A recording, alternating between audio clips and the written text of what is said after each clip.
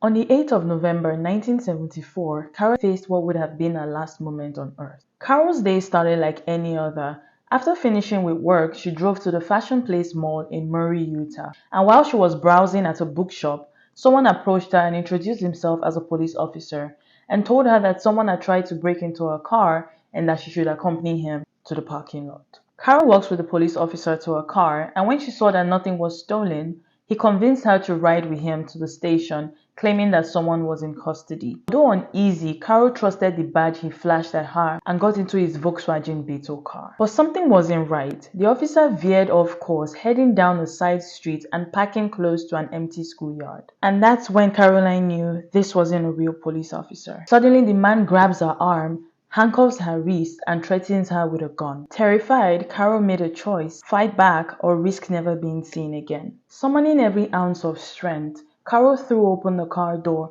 and tumbles into the street, but the man chases after her with a crowbar in hand. But just then, a car approaches. Carol flags down the car and jumps in, escaping the man's grasp. She was finally safe.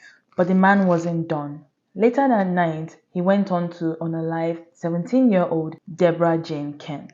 Carol will later find out that the man she escaped from was one of America's most infamous serial killers, Ted Bundy. Carol's courage didn't just save her life. She later testified against Bundy, helping secure his conviction and paving a way for justice for his countless victims. Like that guy unalived so many people, most are not even known. Bundy will later go on to say that Carol's escape from his car that day was the reason he disabled the passenger side door of his car to make sure it could never be opened from inside again. And this played a big role in the kidnap and unaliving of so many other women after Carol's escape. Carol's story is one of survival and